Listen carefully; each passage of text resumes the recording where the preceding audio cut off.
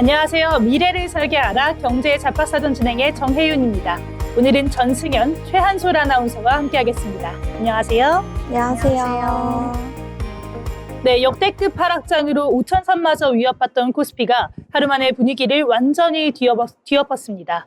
저가 매수세가 폭발하면서 코스피는 10% 가까이, 코스닥은 13% 넘게 폭등하는 강세장이 연출됐는데요. 공포에 질렸던 시장을 달랜 건 간밤 미국에서 들려온 두 가지 소식이었습니다. 먼저 살얼음판 같았던 중동의 전운이 이란의 물밑 협상 타진 소식과 함께 잦아들면서 널뛰던 유가를 진정시켰기 때문인데요. 여기에 미국의 고용과 서비스업 지표가 예상치를 훌쩍 뛰어넘으면서 경기 침체에 대한 우려까지 말끔히 씻어냈습니다. 이런 훈풍에 힘입어서 뉴욕 증시에서는 반도체를 필두로 기술주들이 대거 날아올랐고 중동 분쟁을 단기 악재로 본 글로벌 자금들이 신흥국 ETF로 쏟아져 나왔습니다. 이 자금들의 온기가 우리 시장의 반도체 투톱을 강하게 끌어올려줬는데요. 삼성전자와 SK하이닉스 모두 10% 넘게 급등하면서 지수 상승을 이끌었습니다. 패닉셀링을 딛고 반등한 오늘 하루였습니다. 이 불기둥이 단순한 기술적인 반등일지 아니면 진정한 추세 전환의 신호탄이 될지 오늘도 경제잡학사전에서 시장의 흐름 함께 알아보고 어떻게 대응하면 좋을지 이야기 나눠보도록 하겠습니다. 먼저 간밤 뉴욕 증시 소식부터 만나보시죠. 전승현 아나운서 전해주세요. 네, 미국 증시 마감 시황 전해드리겠습니다. 간밤 뉴욕 증시는 3대 지수가 일제히 상승 마감했습니다. 다우지수는 0.49%, S&P 500 지수는 0.78%, 기술주 중심의 나스닥 지수는 1.29% 오르며 상대적으로 강한 흐름 보였는데요. 상승 배경에는 미국과 이란의 협상 가능성이 부각되면서 국제유가 상승폭이 둔화된 점이 작용했습니다. 여기에 2월 ISM 서비스업 지수가 56.1을 기록하며 시장 예상치인 53.5와 이전치 53.8을 모두 웃돌면서 경기 둔화 우려를 일부 완화시켰습니다. 또 트럼프 대통령이 케빈 워시 연준 의장 지명안을 상원에 제출했다는 소식도 시장에 영향을 미쳤습니다. 네, 다음으로 히트맵 보면서 섹터별 움직임 보도록 하겠습니다. 업종별로 보면 기술주와 경기 소비재가 시장 상승을 이끌었습니다. 먼저 반도체 업종에서는 엔비디아가 1%대 상승했고 마이크론과 AMD는 5% 안팎 급등하며 강한 매수세가 유입됐습니다.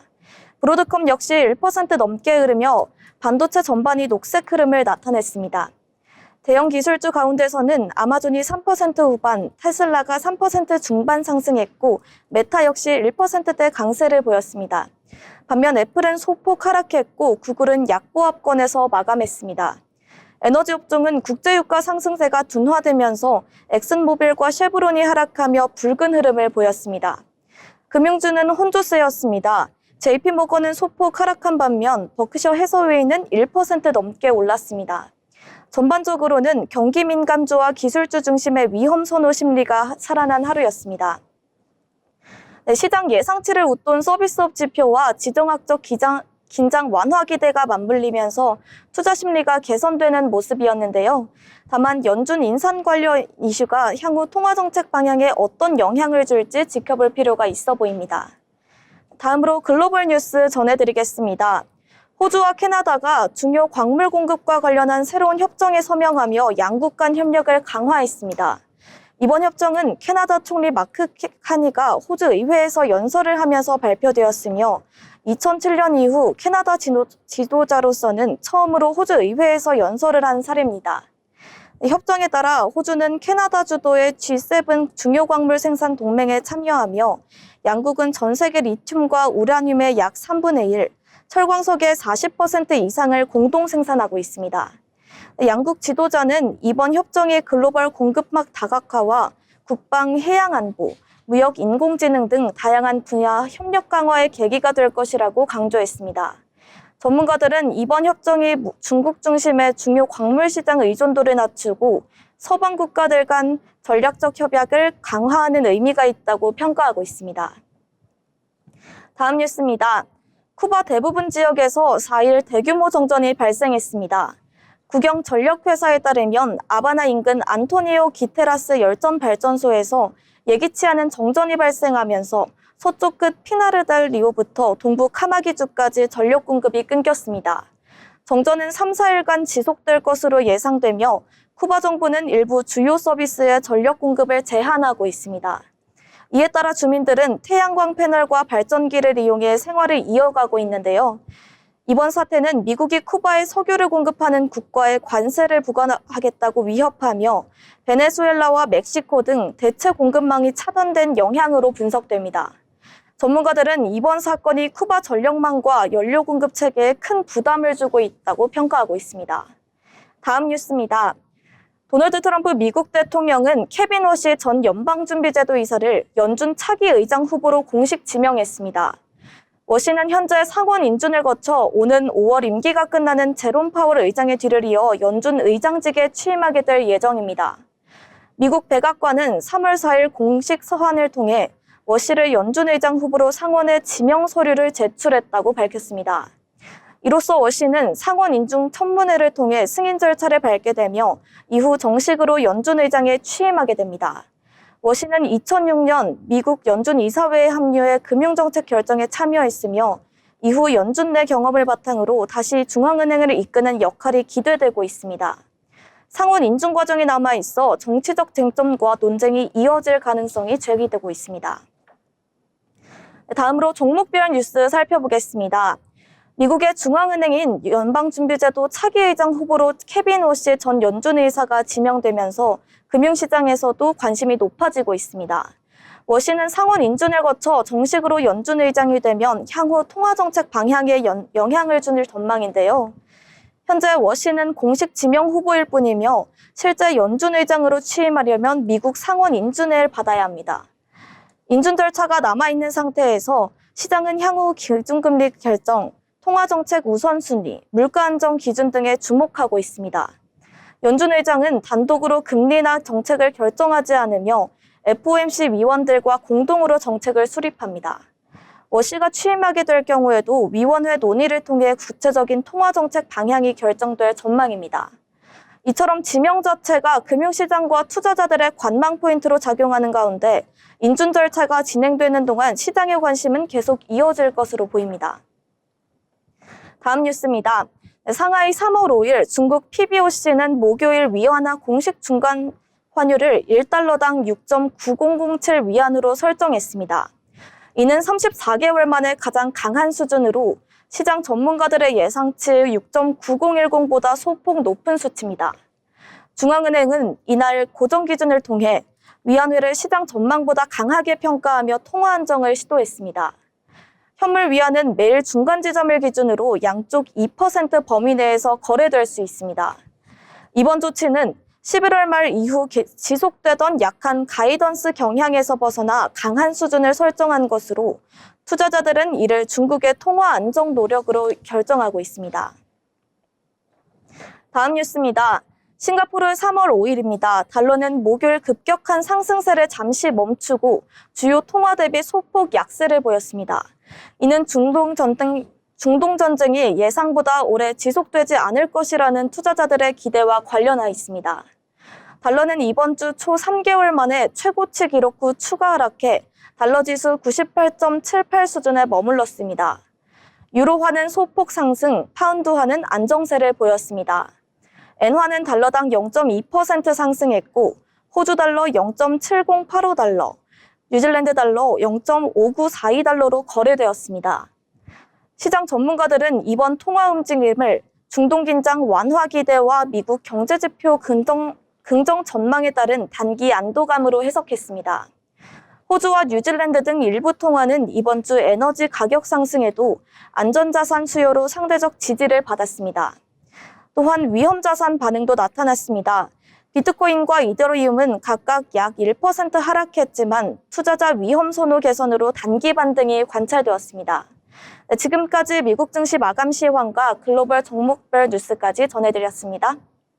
네, 경기 침체에 대한 우려가 해소되고 또 지정학적 긴장 완화가 맞물리면서 뉴욕 증시가 일제히 상승하는 하루였는데요. 특히나 기술주 중심의 매수세가 돋보였습니다. 여기에 차기 연준 의장 지명이라는 굵직한 변수까지 더해져 있는 만큼 향후 미국의 통화 정책 방향이 시장에 미칠 파급력을 꼼꼼하게 살펴보셔야겠습니다. 네, 그럼 이어서 우리 시장에서 오늘 주목해볼 만한 뉴스도 함께 만나봐야겠죠. 최한설 아나운서 어떤 내용일까요? 김정관 산업통상자원부 장관이 최대 60조 원 규모의 캐나다 초계 잠수함 사업, 이른바 CPSP 수주 지원을 위해 오늘 캐나다로 출국했습니다.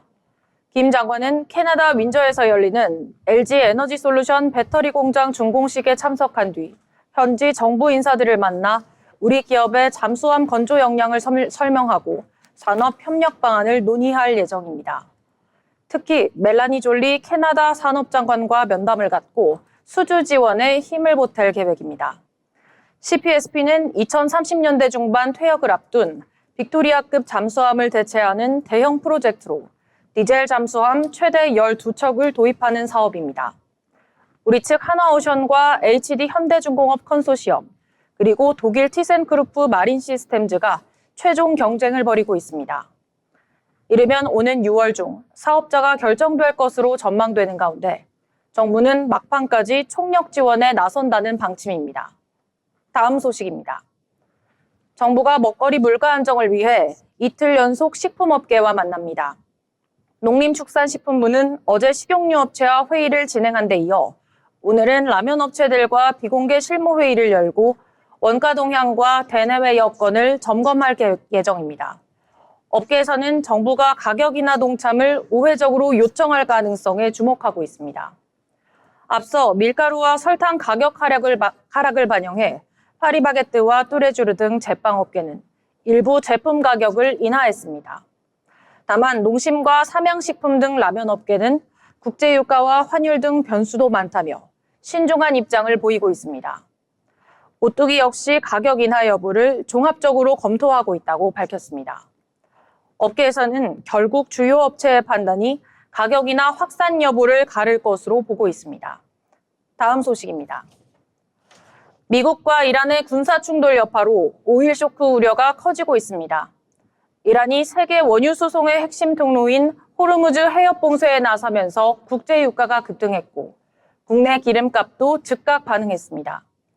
중동 정세 불안이 장기화할 경우 에너지 수급 전반에 부담이 커질 수 있다는 전망도 나옵니다.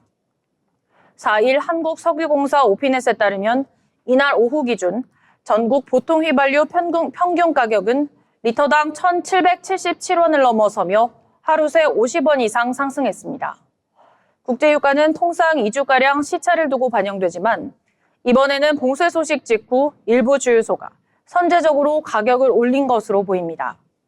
기름값이 급등하자 전국 저가 주유소마다 차량 대기 행렬이 이어지는 등 불안 심리도 확산되고 있습니다. 지금까지 뉴스 브리핑이었습니다. 네, 중동 불안으로 당장 주유소 기름값이 오르고 또 밥상 물가에 대한 걱정도 커지고 있는 상황입니다. 이 정부가 물가 잡기와 방산 수출이라는 두 마리의 토끼를 쫓고 있는 상황이지만 대외적인 변수가 워낙 크기 때문에 상황을 낙관하기는 어려운 것 같습니다.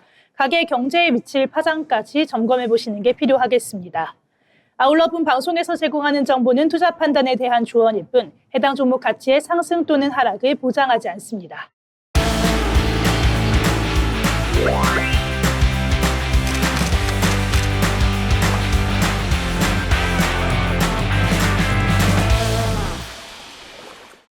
전국의 모든 맛집, 축제, 핫플레이스를 소개해드리는 어디 갈까 시간입니다. 봄이 왔네요. 우리가 처음 만났던 그때 향기 그대로. 벌써 3월입니다. 어느덧 봄이 찾아왔는데요. 네, 오늘은 봄에 가볍게 떠나기 좋은 여행지, 바로 경기도 평택 여행을 소개해드리려고 합니다. 네, 그리고 평택하면 보통 도시 산업의 이미지가 많이 떠오르곤 하는데요. 사실 알고 보면 호수, 공원, 문화거리까지 다양한 매력을 가진 도시입니다. 네, 이번 봄 가족 나들이나 데이트 코스로 좋은 평택의 봄 여행지 지금부터 함께 떠나보시죠. 네, 먼저 평택 여행에서 빼놓을 수 없는 곳 바로 평택호입니다. 네, 평택호는 서해와 연결된 인공 호수로 넓게 펼쳐진 풍경 덕분에 산책과 드라이브 코스로 인기가 많은 곳입니다. 네, 특히 호수 주변에는 평택호 예술관이 있어서 전시와 문화 공연도 함께 즐기기 좋은데요. 봄에는 호수 주변 공원을 걸으면서 따뜻한 햇살과 바람을 맞기에도 너무 좋은 곳입니다. 그래서 평택호는 봄 여행 코스로 많은 분들이 찾는 코스이기도 합니다. 네, 다음은 평택 시민들이 자주 찾는 배다리 생태공원입니다. 저도 여기는 처음 들어봤는데요. 네, 이 공원 안에는 생태 탐방로와 목재 데크 산책로가 있어서 자연 생태를 가까이에서 관찰할 수 있는 공간으로 활용하고 있다고 합니다. 네, 또한 인근에는 배다리 도서관과 문화시설도 함께 위치해 있어서 지역 주민들의 문화 휴식 공간 역할도 톡톡히 하고 있습니다. 특히 봄에는 다양한 식물과 꽃들이 피어나면서 도심 속 힐링 공간으로 많은 시민들이 찾는 곳입니다. 네, 다음은 조금 더 활동적인 곳을 가고 싶다 하시는 분들께 적극 추천하는 여행지인데요. 네, 진이천 유원지도 추천드립니다. 이곳은 평택의 대표적인 레저 공간으로 오토 캠핑장과 레일바이크 같은 다양한 체험 공간이 마련되어 있습니다. 그래서 가족 단위 여행객들에게 특히 인기인데요. 봄에는 날씨가 좋아서 캠핑과 야외 활동을 즐기기에도 정말 좋은 시기죠.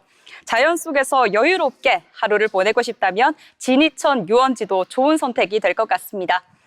네, 다음은 평택에서 색다른 분위기를 느끼고 싶다면 송탄 관광특구도 빼놓을 수가 없습니다. 네, 이곳은 주한미군 기지와 가까워서 외국 문화가 자연스럽게 형성된 곳인데요. 그래서 리틀 이태원이라고도 불린다고 합니다. 네, 다양한 음식점과 카페, 쇼핑 공간이 있어서 마치 해외 공간을 온 듯한 분위기를 느낄 수 있습니다. 특히 햄버거 그리고 브런치 맛집들이 많아서 데이트 코스나 맛집 탐방으로도 유명한 곳입니다. 저도 2달 전에 다녀왔는데 정말 좋더라고요.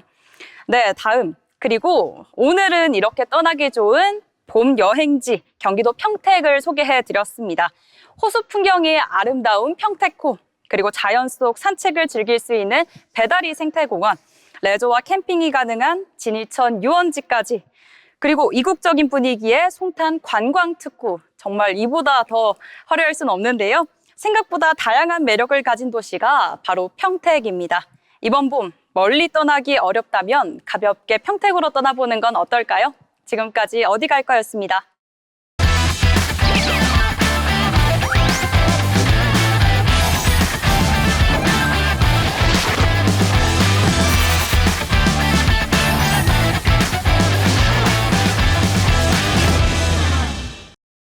네, 이번 시간은 부자가 되고 싶은 아나운서들이 모여 주식 이야기, 경제 이야기 나눠보는 돈의 맛 시간입니다.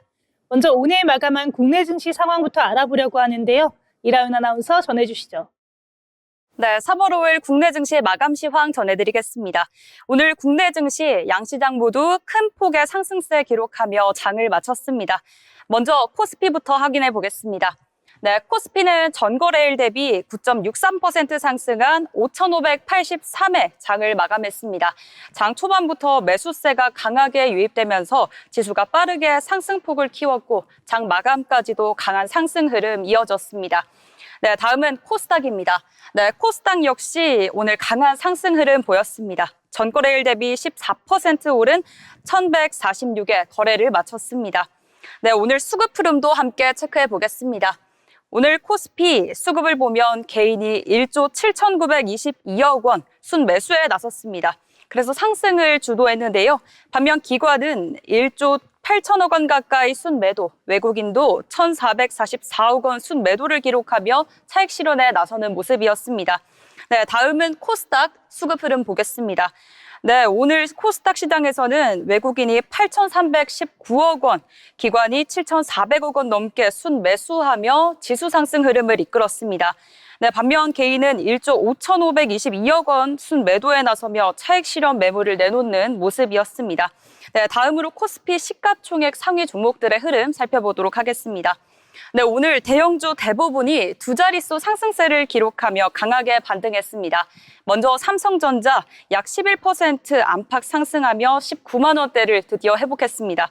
최근 급락 이후 저가 매수세가 유입되면서 반도체 대형주로 반등을 이끈 모습입니다.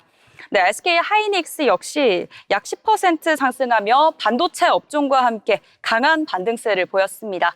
네, 현대차 10% 가까이 상승하며 자동차 대형주 가운데서도 강한 흐름을 보여줬습니다.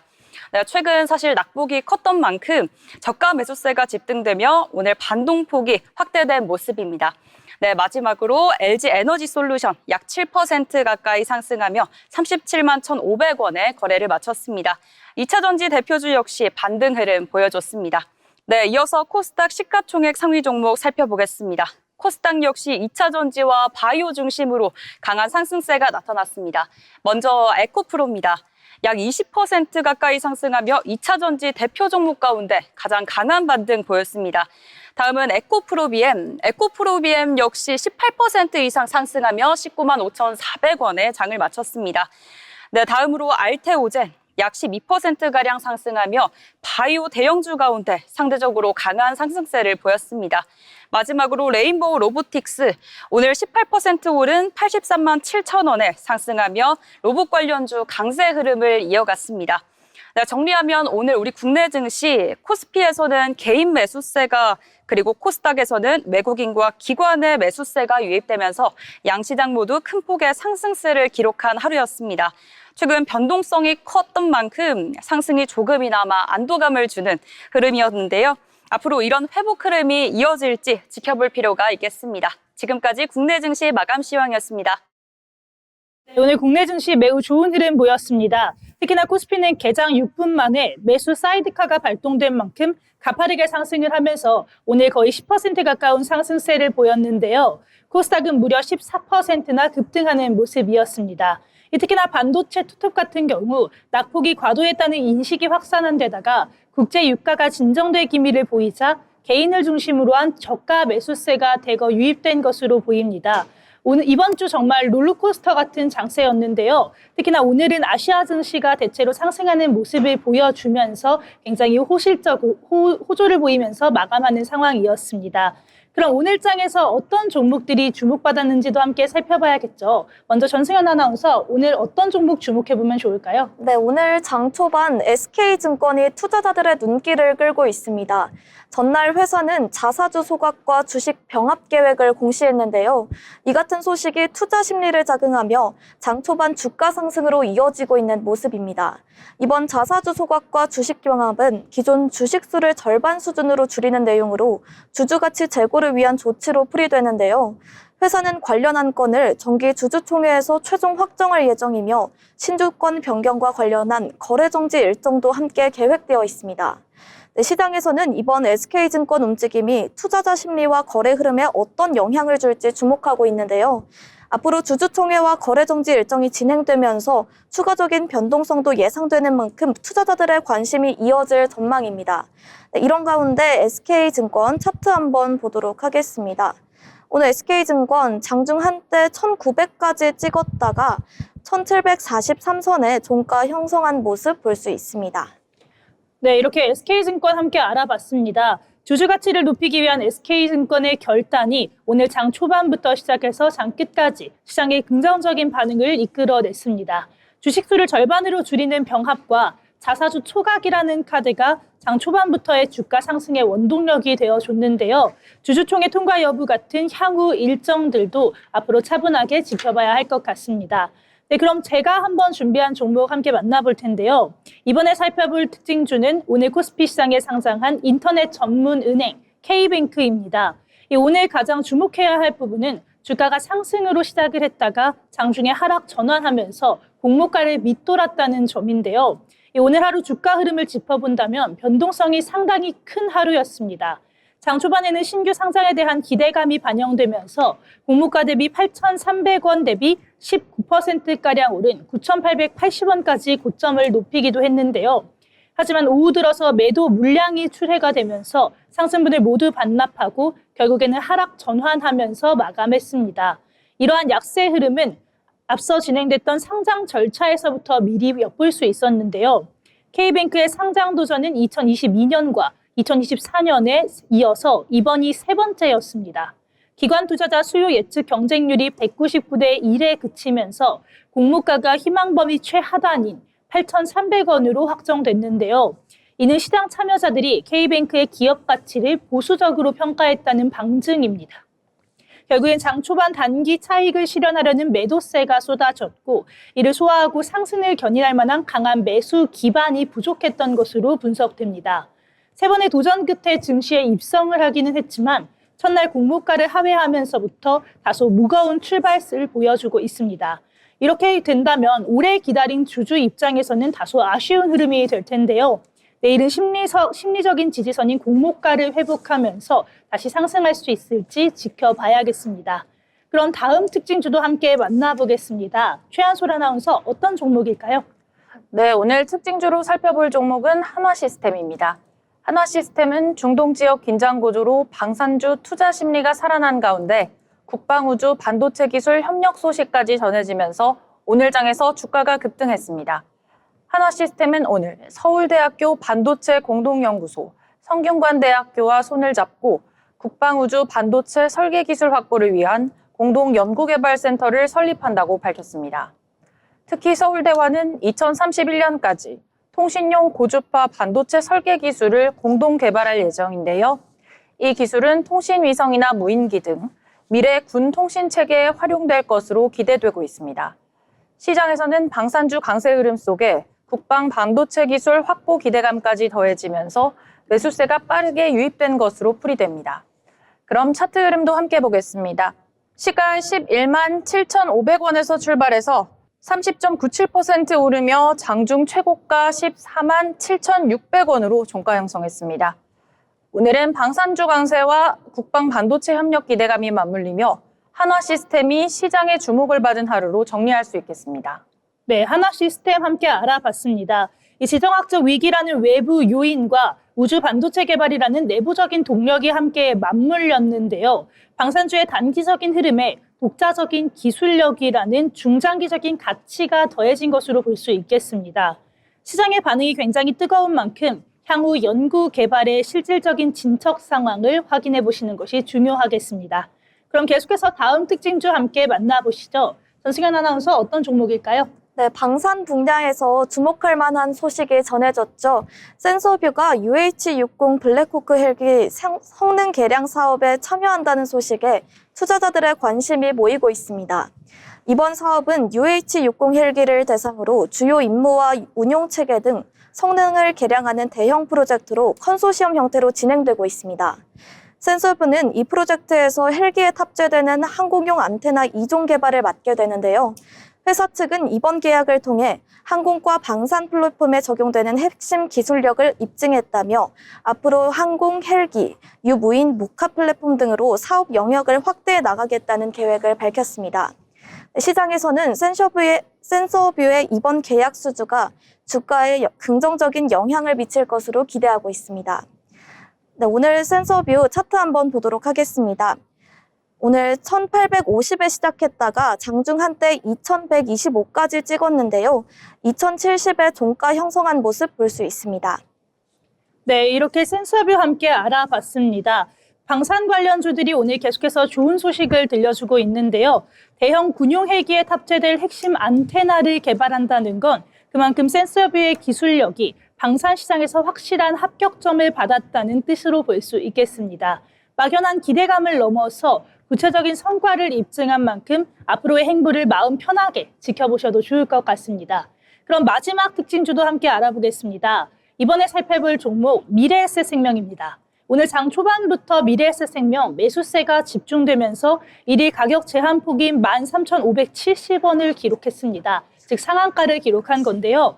상한가 도달이 됐던 가장 큰 이유는 전날 발표되었던 대규모 자사주 소각 결정이었습니다. 미래에셋생명은 이사회를 열고 회사가 보유한 자사주의 약 93%에 해당하는 6,296만 주를 소각하기로 결정했습니다. 임직원 보상 목적으로 남겨둔 470만 주를 제외한 전량인데요. 이번 자사주 소각으로 주당 가치가 크게 상승할 예정입니다. 자사주를 소각하게 된다면 기업의 총 발행 주식 수가 줄어드는데요. 미래에셋생명의 경우 전체 발행 주식 수의 약 31.8%, 보통주 기준으로는 23.6%가 감소하게 됩니다. 이 기업의 전체 이익이 그대로 유지되는 상황에서 시장에 유통되는 주식 수만 줄어들기 때문에 EPS가 당연하게 상승할 수밖에 없는데요. 최근 시장에서 기업들의 주주환원 정책을 중요하게 평가하고 있는 가운데 보유 중인 자사주를 사실상 전량 소각하는 실질적인 조치를 취한 점이 투자자들의 긍정적인 평가를 이끌어낸 결과로 보입니다. 오늘 좋은 흐름을 보여준 미래에셋생명 관심 있게 지켜보시면 좋을 것 같습니다. 네, 이렇게 오늘 저희가 주목받았던 특징주들을 소개해드리는 시간 가져봤는데요. 저희가 소개해드린 종목들 참고하셔서 투자 포트폴리오 개편해보시면 좋을 것 같습니다. 그럼 이어서 시장에서 주목받고 있는 키워드에 대해서 알아보는 마켓 트렌드 시간입니다. 박서정 아나운서와 함께 만나보시죠. 요즘 기술 산업에서 가장 많이 들리는 단어가 있습니다. 바로 인공지능 AI인데요. 그런데 최근 시장에서는 한 단계 더 나아간 개념이 등장하고 있습니다. 바로 피지컬 AI, 현실 세계에서 움직이는 인공지능입니다. 지금까지 AI가 말하고 글을 쓰고 정보를 분석하는 기능이었다면 이제는 직접 움직이고 일을 하는 기술로 확장되고 있는데요. 그리고 이 변화의 중심에 있는 산업이 바로 로봇 산업입니다. 오늘 마켓 트렌드는 피지컬 AI 시대 로봇 산업의 확장입니다. 먼저 글로벌 기술 흐름부터 살펴보겠습니다. 올해 세계 최대 IT 전시회인 CES에서는 로봇 기술이 주요 화두로 떠올랐습니다. 특히 사람처럼 움직이면서 일을 수행하는 휴머노이드 로봇과 서비스 로봇이 대거 등장했는데요. 물건을 배송하는 로봇, 가정에서 집안일을 돕는 로봇, 그리고 산업 현장에서 반복 작업을 대신하는 로봇까지 다양한 형태의 로봇들이 계속해서 등장하고 있습니다. 예를 들어 시속 약 7km 속도로 움직이면서 물건을 배송하는 로봇이나 스케줄 관리와 알림 기능을 제공하는 가정용 집사 로봇도 등장했습니다. 이런 변화는 단순한 기술 시연이 아니라 로봇이 실제 산업과 생활 속으로 들어오고 있다는 신호입니다. 이런 로봇 기술은 특히 재난 현장에서 빠르게 활용되고 있습니다. 대표적인 사례가 바로 무인 소방 로봇입니다. 최근 현대자동차 그룹이 개발한 소방 로봇 HR 셰르파는 사람이 접근하기 어려운 화재 현장에서 투입되는 특수 목적 로봇입니다. 이 로봇은 사람이 직접 들어가기 위험한 화재 현장에서 소방관 대신 먼저 진입해 상황을 확인하고 초기 화재 진압을 수행하는 역할을 합니다. 실제로 올해 초 충북 음성의 한 공장 화재 현장에서도 이 소방 로봇이 시험적으로 투입되면서 현장 대응 가능성을 확인했습니다. 이처럼 로봇이 먼저 현장에 들어가서 화재 현장을 파악하고 진압 작업을 들어가게 되면 소방관의 안전 확보와 대응 시간 단축에 큰 도움이 될 것으로 예측됩니다. 즉, 로봇 기술이 이제는 단순한 자동화 장비를 넘어서 사람의 생명을 보호하는 안전 산업으로 발전하고 있는 겁니다. 경제적인 관점에서 보면 로봇 산업의 확장은 하나의 산업만 성장하는 것이 아닙니다. 로봇이 산업 현장에서 활용되기 위해서는 다양한 기술이 함께 활용됩니다. 예를 들어서 모터와 구동장치, 열화상 센서, 배터리 기술, 그리고 통신 기술이 필요합니다. 또 다양한 환경에서도 잘 작동할 수 있도록 난연 섬유나 단열 소재와 같은 소재 기술도 함께 발전하고 있는데요. 즉, 로봇 산업은 완제품 기업뿐만이 아니라 부품, 소재, 소프트웨어까지 포함하는 거대한 산업 생태계를 형성하게 되는 것입니다. 전문가들은 앞으로 로봇 산업이 제조업뿐만이 아니라 물류, 의료, 재난 대응, 가정 서비스 등 다양한 분야로 확대될 것으로 보고 있습니다. 특히 AI 기술이 빠르게 발전하면서 로봇의 자율성과 작업 능력도 함께 향상되고 있습니다.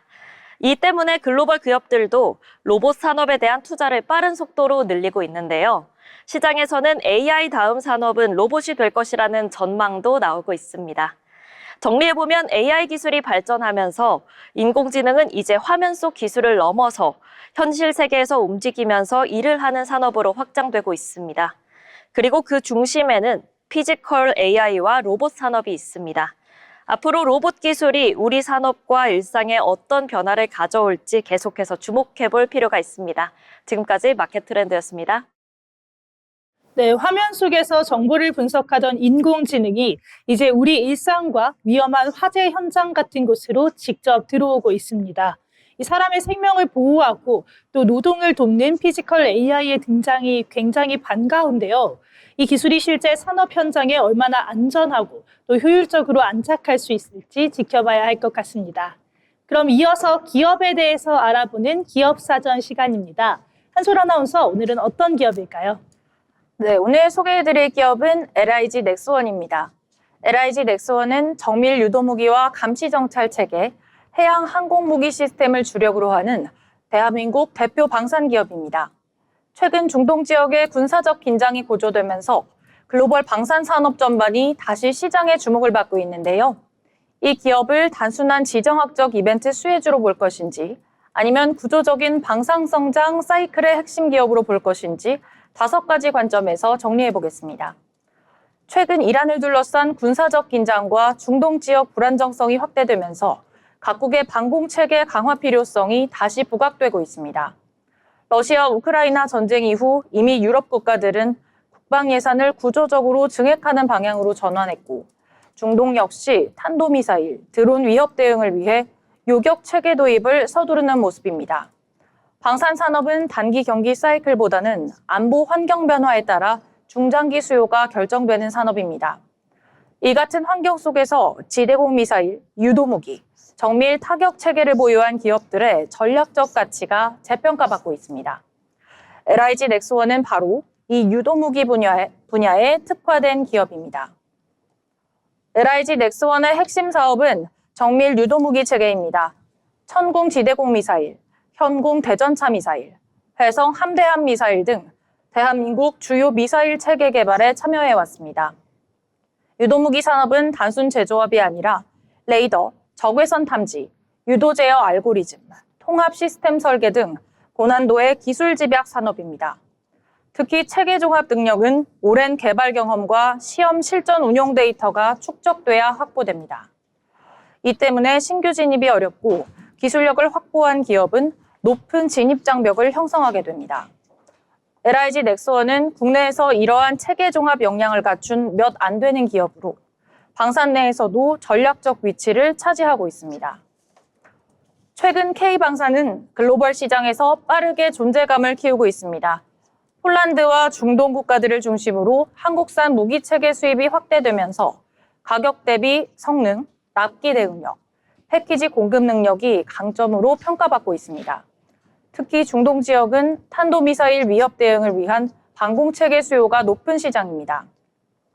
LIG 넥스원은 천공체계 수출을 통해 중동 시장에서 이미 레퍼런스를 확보한 경험이 있습니다.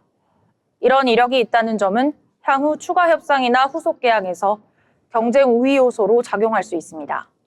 현재 시장은 단순 뉴스보다 실제 신규 수주 공시와 계약 규모 확대 여부에 더 주목하는 분위기입니다. 방산 산업은 전형적인 수주 기반 산업입니다. 계약 체결 이후 개발, 양산, 납품까지 수년에 걸쳐 매출이 인식되는 구조를 갖고 있습니다. 따라서 단기 분기 실적보다는 수주 잔고와 신규 수주 증가 속도가 기업 가치의 핵심 지표로 작용합니다. LIG 넥스원은 최근 몇 년간 대형 프로젝트 수주를 확대하며 잔고를 쌓아왔고 이에 따라 매출 규모도 단계적으로 성장해왔습니다. 다만 프로젝트 일정, 원가 변동, 환율 등 외부 변수에 따라 분기 실적은 변동성을 보일 수 있습니다. 시장에서는 수주 파이프라인의 지속성과 수출 확대 흐름을 가장 중요한 평가 기준으로 삼고 있습니다. 방위산업은 전통적으로 내수 중심 산업이었지만 최근에는 수출 산업으로 성격이 변화하고 있습니다. 각국이 자주 국방 역량을 강화하는 흐름 속에서 첨단 무기 체계 수요는 꾸준히 확대되고 있습니다. 특히 드론 대응 체계, 미사일 요격 체계, 다층 방공 시스템 구축 수요는 기술 고도화와 함께 중장기 확대 가능성이 거론됩니다. 시장에서는 이 기업을 단기 지정학 이벤트 종목이 아니라 글로벌 방산 투자 사이클과 함께 움직이는 대표 종목 중 하나로 바라보고 있습니다. 지금까지 기업 로그 전해드렸습니다. 네, 오늘 장에서 방산주들이 정말 주목받았었죠. LIG 넥스원 역시 방산주 하면 떠오르는 대표적인 곳 중에 하나인데요. 최근 세계 곳곳에 지정학적 불안이 이어지면서 방위산업이 새로운 국면을 맞이하고 있습니다. 이제는 단순한 단기 테마가 아니라 각국의 국방비 증액과 맞물린 구조적인 성장기라고도 볼 수 있을 것 같은데요. LIG 넥스원이 이 흐름 속에서 어떤 입지를 다질지 앞으로의 모습 지켜봐야겠습니다. 이어서 생활이 도움이 되는 다양한 정보를 전해드리는 알쓸정 시간입니다. 유혜빈 아나운서 전해주시죠. 네, 알아두면 쓸데있는 정보 시간입니다. 여러분, 어느덧 3월이 시작됐습니다. 새로운 학기, 그리고 새로운 직업에서 다양한 경험을 하고 계실 텐데요. 이럴 때 한 번쯤 생각나는 게 있죠. 올해 쉬는 날은 언제지? 지난 설 연휴가 길었던 영향일까요? 이미 여행 계획을 세우고 항공권까지 미리 예약했다는 소식이 들릴 정도로 공휴일은 우리에게 중요한 부분입니다. 그렇다면 어떤 구간을 노려야 효율적인 황금 연휴를 만들 수 있을지 자세하게 살펴보겠습니다. 먼저 올해 전체 공휴일부터 확인해 보겠습니다. 인사혁신처가 발표한 올해 관공서 공휴일은 총 70일인데요. 주 5일 근무 기준으로 토요일과 일요일까지 포함하면 한 해 동안 약 118일 정도를 쉴 수 있는 겁니다. 이렇게 숫자만 보면 예년과 크게 달라진 점은 없는데요. 하지만 올해 달력에는 눈여겨볼 만한 특징이 하나 있습니다. 3.1절이나 부처님 오신 날, 광복절, 그리고 개천절 등 여러 공휴일이 주말과 겹치면서 대체 공휴일이 늘었다는 점입니다. 주중에 연속으로 휴일을 만들 수 있는 연결 구간이 많아진 건데요. 그래서 연차를 어떻게 매치하느냐에 따라 체감 휴식 기간이 크게 달라질 겁니다. 그럼 최고의 휴가를 보내기 위해서는 언제 전략적으로 사용하면 될까요? 먼저 첫 번째 전략 구간으로는 5월이 좋겠습니다. 5월 1일 근로자의 날이 금요일이고요. 그리고 5월 5일 어린이날이 화요일인데요. 그 사이에 있는 월요일에 연차를 쓰면 주말까지 포함해 5일간의 연휴를 만들 수 있습니다. 특히 근로자의 날은 민간 직장인에게 유급휴일로 적용되기 때문에 체감 휴식이 더 크기도 한데요. 그래서 실제로 직장인들 사이에서는 이때 연차를 사용해서 짧은 여행을 다녀오자는 여행 시즌으로도 활용되는 시기입니다. 자, 그럼 두 번째로 올해 진짜 황금 연휴는 하반기에 숨어 있습니다. 바로 9월 추석 연휴인데요. 9월 24일부터 추석 연휴가 시작되고요. 그 앞쪽의 평일에 3일의 연차를 붙여주면 최대 9일간의 휴식 기간을 만들 수 있습니다. 그래서 여행업계에서는 이 시기를 올해 최대 해외여행 시즌으로 활용하는데요. 마지막으로 눈여겨볼 구간은 10월입니다. 10월 3일 개천절이 주말과 겹치면서 대체 공휴일이 10월 5일 월요일에 적용되고요. 그리고 10월 9일 한글날이 금요일로 오면서 이 사이의 연차를 2, 3일 배치한다면 최대 9일 연속 휴식도 가능합니다. 이렇게 오늘은 2026년에 예정되어 있던 공휴일들을 살펴봤는데요. 같은 연차를 사용하더라도 언제 쉬느냐에 따라 휴가 기간이 완전히 달라질 수 있으니까요. 나만의 황금 연휴를 지금부터 세워보셔도 좋을 것 같습니다. 지금까지 알쓸정이었습니다. 네, 바쁜 일상 속에서 쉬는 날을 미리 알아보는 것만큼 활력소가 되는 일이 없는데요. 올해는 당장 5월 초에 하루의 연차만으로 5일의 휴식을 만들 수 있는 아주 황금 같은 구간이 있습니다. 일정 미리 점검하셔서 알찬 재충전의 시간 가져보시길 바라겠습니다. 계속해서 증권사에서 발간한 리포트를 알기 쉽게 전해드리는 투자 리포트 시간입니다. 전승현 아나운서, 오늘은 어떤 내용일까요? 한국 증시가 최근 극심한 변동을 겪고 있습니다. 주요 원인으로는 이란 전쟁과 같은 대외 변수와 국내 증시 특유의 구조적 원인이 복합적으로 작용한 결과로 분석됩니다. 하지만 DS투자증권은 이번 주가 하락이 단기 공포에 따른 과도한 반응일 뿐 기업 실적 성장세가 주가를 압도할 것으로 전망했습니다. 오늘 리포트에서는 한국 증시와 미국 증시의 최근 흐름을 비교하고 투자 전략에 대해 자세히 전해드리겠습니다. 한국 증시는 최근 이란 전쟁이라는 외부 변수로 역대급 폭락을 겪었는데요. 단기적 요인은 반대 매매와 휴장, 에너지 의존도 등인데 본질적으로는 기업 실적은 여전히 성장세를 이어가고 있습니다. 특히 반도체 섹터는 미국 유사 기업 대비 주가가 매우 저평가되어 있어 이번 폭락은 구조적 붕괴가 아니라 일시적 공황 프리미엄으로 보는 시각이 강합니다. 실제로 한국 증시 PER은 기존 10.1배에서 8.0배까지 내려가며 밸류에이션 조정이 이루어졌지만 기업이익 전망치인 NI 리버전은 꾸준히 상승하고 있습니다. 반면 미국 증시는 상대적으로 차분한 모습인데요. 11월부터 올해 3월 초까지 AI 투자 사이클과 기업 실적이 시장의 핵심 관심사로 자리 잡았습니다. 예를 들어 오라클은 지난해 12월 분기 실적 발표에서 매출이 컨센서스를 소폭 밑돌자 장중 16% 넘게 급락했지만 이는 단순 개별 사건이 아닌 AI 인프라 과잉 투자 우려가 반영된 결과였습니다. 이후 엔비디아와 마이크로소프트 실적 발표에서도 일부 소프트웨어 기업이 주가 조정을 겪었지만 동시에 가치주와 에너지주는 상승하며 시장 균형을 유지했습니다. 2월 28일 미국과 이스라엘의 합동작전 에픽 퓨리로 인해 이란 최고 지도자가 사망하고 중동 지역의 긴장이 고조되었습니다. 호르무즈 해협 봉쇄와 브렌트유 급등 등으로 단기 변동성이 나타났지만 미국 증시는 의외로 차분하게 반응했는데요. S&P 500은 전쟁 첫 거래일인 3월 1일 장중 마이너스 1%까지 밀려났다가 낙폭을 회복, 방산주와 에너지주 상승에 힘입어 보합으로 마감했습니다. 이는 역사적으로 지정학적 이벤트가 단기 충격을 줄 수 있지만 장기적 시장 흐름에는 기업 실적과 투자 사이클이 더 큰 영향을 미친다는 사실을 확인시켜주는 바입니다. 특히 눈에 띄는 점인 소프트웨어 저가 매수세인데요. 주요 AI 소프트웨어 기업들이 52주 고점 대비 30에서 45% 수준에서 저가 매수세를 받았습니다. 이는 LLM과 AI 기술이 기존 소프트웨어를 완전히 대체할 것이라는 우려를 시장이 점차 반박하고 있는 신호입니다.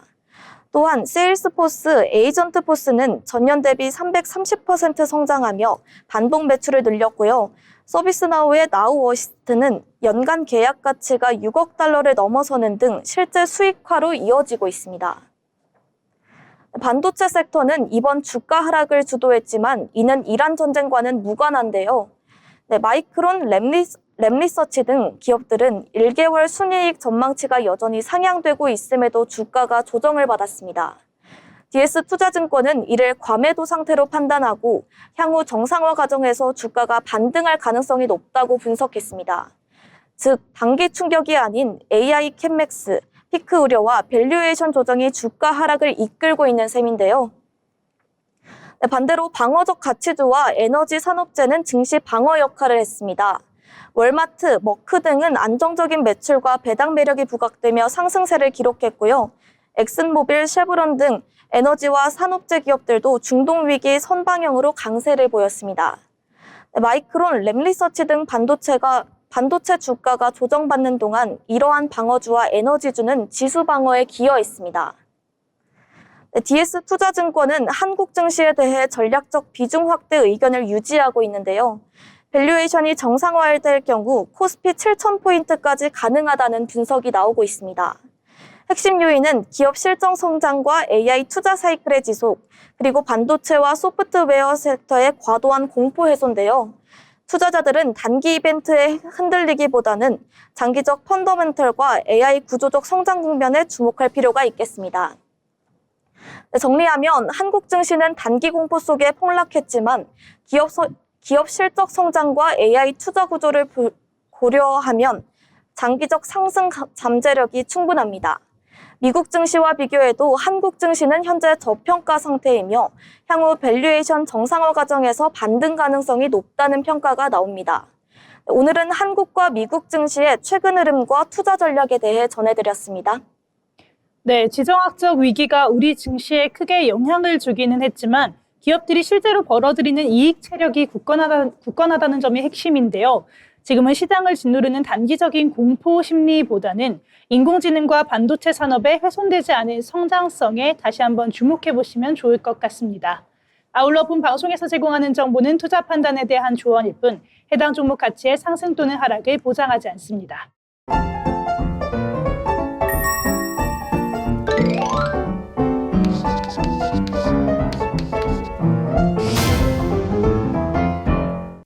네, 오늘 방송 벌써 마칠 시간이 다가왔는데요. 오늘 장도 한 줄로 정리를 해봐야겠죠. 승현 아나운서, 오늘 장 어떻게 이야기해볼까요? 네, 비가 내리면 해가 뜬다. 어제는 하락했지만 오늘은 상승으로 마감했죠. 너무 하루하루에 일희일비할 필요는 없겠습니다. 네, 좋습니다. 하루하루에 일비할 필요 없다. 아주 좋은 말씀이었습니다. 그렇다면 한솔 아나운서, 오늘 어떻게 해볼까요? 네, 지수는 웃었지만 투자자들은 종목 잡기 미션을 수행한 하루였습니다. 네, 급락했던 우리 지수 그래도 반등에 성공했는데요. 내일도 상승세를 이어갈 수 있기를 기대해 보겠습니다. 네, 맞습니다. 우리 종목별로 종목 잡기를 하는 것이 주요했던 오늘 하루였는데요. 저는 이렇게 해보도록 하겠습니다. 이제는 미국에 흔들리지 않는다. 우리 국제 정세에 흔들리기보다는 이제는 코스피, 코스닥이 한 발 한 발 자립심을 키워가고 있는 것 같습니다. 내일은 더 좋은 장이 되어보길 바라면서 오늘 방송은 여기에서 종료하려고 합니다. 오늘도 시청해주신 여러분 고맙습니다.